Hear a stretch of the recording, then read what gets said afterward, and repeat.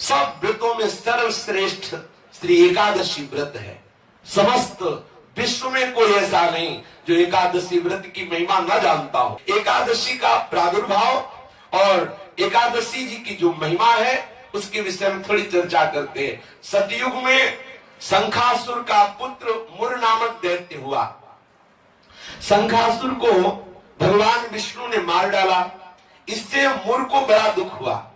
इसका बदला लेने के लिए वो वन में जाकर मुर दैत्य घोर तपस्या करने लगा। उसके तपस्या से संतुष्ट होकर सर्व सामर्थ्यशाली भगवान ब्रह्मा जी उसके समीप आए और उससे कहा कि तुम वरदान मांग लो। यह सुनकर मुर दैत्य बोला कि हे वरदाता नाथ, देवता, दैत्य, मुनि, मनुष्य, शिव, विष्णु और बड़े बड़े लोकपाल, दिक्पाल, जहां तक आपकी सृष्टि है, मुझे कोई समर में ना जीत सके ना कोई मार सके, ऐसा वरदान दीजिए। इतना उसने तप किया मुर दैत्य ने कि भगवान ब्रह्मा को विवश होकर के ऐसा ही हो तथास्तु, ऐसा ही हो कहना पड़ा। अब ब्रह्मा जी ऐसा कह करके अपने लोक को चले गए।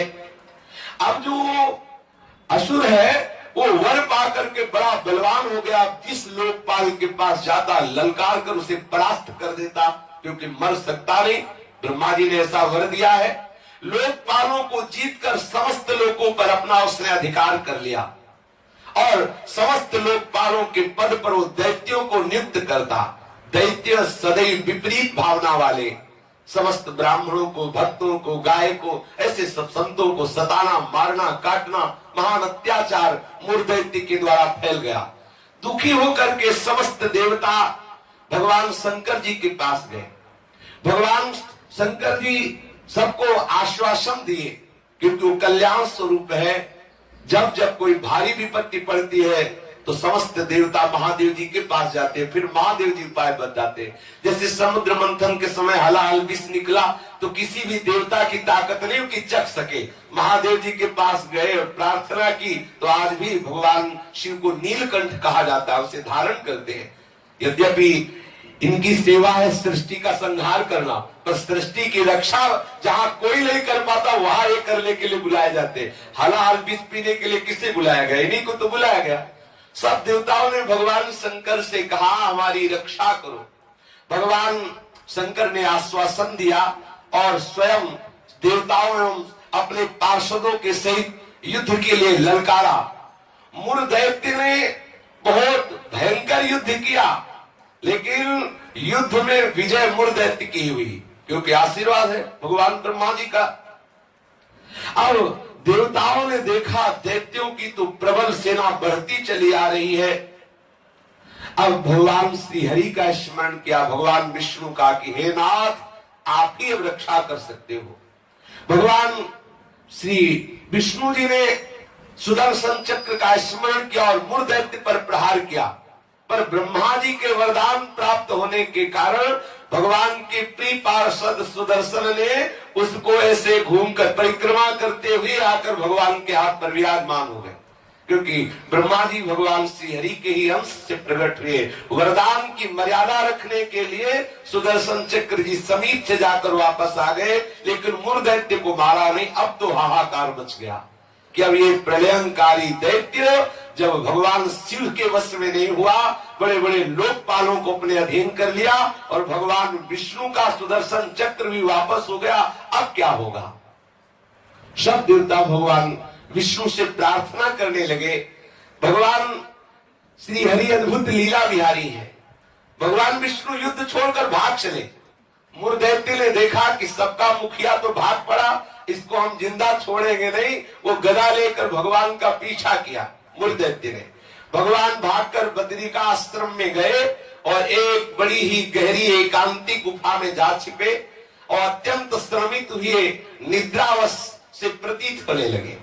मुर ने गुहा में प्रवेश करके दहाड़ लगाई, कहाँ है? भगवान विष्णु को संबोधन किया, कहाँ है तू? उसी समय भगवान के हृदय से एक दिव्य शक्ति प्रकट हुई और वो शक्ति कन्या के रूप में प्रकट होकर अपने परम तेज एवं दिव्य आयुधों से एक क्षण में मुर दैत्य को मार गिराया। क्षण में दैत्य को मार गिराया।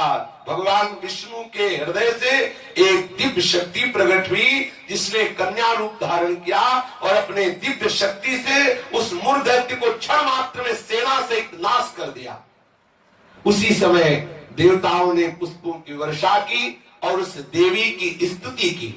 स्तुति सुनकर श्री भगवान जग गए।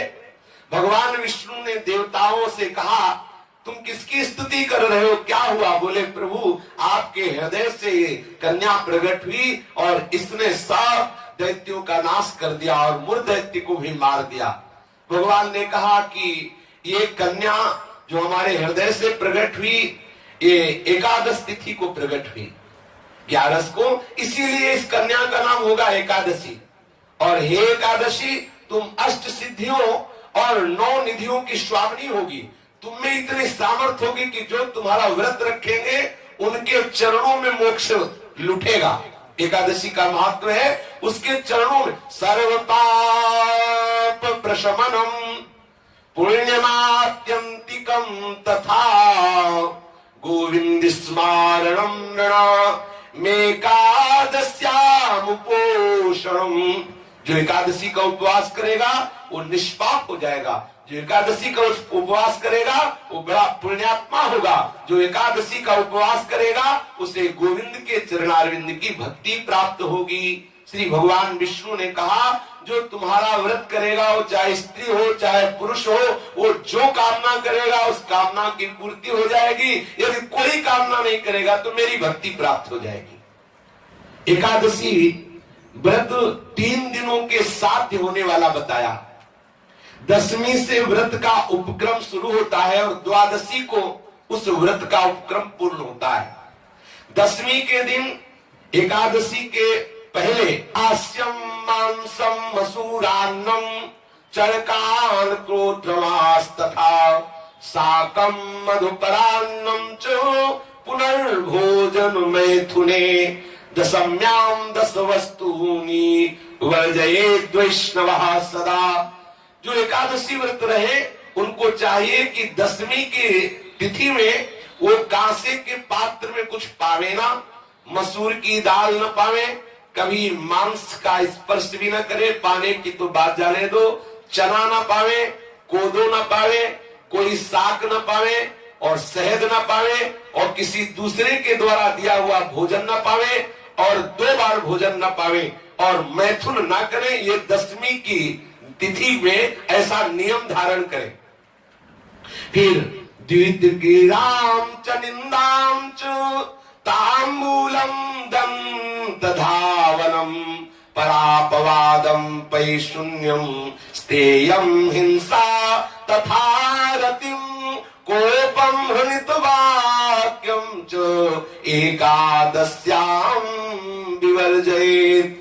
अब एकादशी के दिन 10वीं के दिन ऐसे नियम से रहे कि कांस के पात्र में कुछ पावे ना, मसूर की दाल ना पावे, मांस का स्पर्श भी ना करे, चना ना पावे, कोदो ना पावे, कोई साग ना पावे, शहद ना पावे, दूसरे के द्वारा दिया हुआ कुछ ना पावे और 10वीं को 1 बार भोजन करे, मैथुन क्रिया ना करे।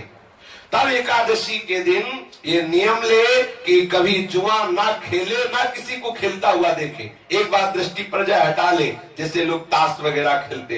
एकादशी के दिन नींद न ले, एकादशी के दिन पान न खावे, एकादशी के दिन दातून न करे, एकादशी के दिन किसी की चोरी न करे, हिंसा न करे, किसी के साथ मैथुन न करे, कभी क्रोध न करे और झूठ न बोले। एकादशी के दिन ये 11 कार्य ना करते हुए बोले फिर निरंतर स्मरण प्रियालाल का करते हुए, भगवत स्मरण करते हुए फलाहार पावे तो 1 बार पावे, वो भी थोड़ा पावे। अब हमें तो लगता है कि जितना और दिन पदार्थ पाने को नहीं मिलते उतना तो एकादशी का दिन। बोले अमुक की खीर बनाओ, उसके कूटू की पकौड़ी बनाओ और उसका सिंघाड़े का हलवा बनाओ, ये वो। अब एकादशी का मतलब क्या है? अरे 24 घंटे उपवास करो या तो बहुत बहुत जल पी लो, बहुत लगे तो 1 बार कुछ फल या कुछ ऐसे साधारण, वो भी उतना कि 1 दिन में मर थोड़ी जाएगा कोई। जो एकादशी हाँ तो काहे का व्रत फिर, अगर खूब कचौड़ी पकौड़ी सब बना के उसकी पाओ तो। एकादशी का तात्पर्य है भगवत आराधन में तन्मय रहना। सुबह से कुछ ना पावे, 24 घंटे में एक बार कुछ जल दूध कुछ थोड़ा सा पाले, और फिर द्वादशी के दिन कांस्यम मांसे सुराम क्षौद्रम तैलम विदथ भाषणम व्यायामं च प्रवासं च पुनर्भोजन मैथुने अस्पृश्यास्पर्शमासूरे द्वादश्याम द्वादशम त्यजेत्। द्वादशी को भी कांसे के पात्र में भोजन न करे, मांस न स्पर्श करे, मदिरा न पीवे और शहद न पावे, तेल का बना पदार्थ न पावे, झूठ न बोले, कस के व्यायाम न करे, परदेश गमन न करे, दोबारा भोजन न करे, मैथुन न करे, जो स्पर्श करने योग्य नहीं उनका स्पर्श न करे, मसूर की दाल न खाए। ये 12 वस्तुएं द्वादशी को त्याग दे। दसवीं के दिन पूर्वाह्न में एक बार हविष्यान्न भोजन करना चाहिए। इसके बाद दसवीं के दिन कुछ नहीं खाना पीना चाहिए। एकादशी के दिन ब्रह्म मुहूर्त में उठकर प्रातःकालीन कृत्य से निवृत्त होकर स्नान करके भगवत प्रसन्नता के उद्देश्य से व्रतोपवास का संकल्प लेकर संध्या तर्पण वंदन आदि जो भी गुरु प्रदत्त उपासना है या प्रियालाल के षोडोपचार विधि से पूजन करे, फिर प्रणाम नमस्कार आदि करे, रात्रि भर जागरण करे, कीर्तन करे। निर्जल व्रत करना सबसे श्रेष्ठ एकादशी व्रत को कहा गया है। पूज्य श्री मथुरा दास जी 12 महीना निर्जल एकादशी करते।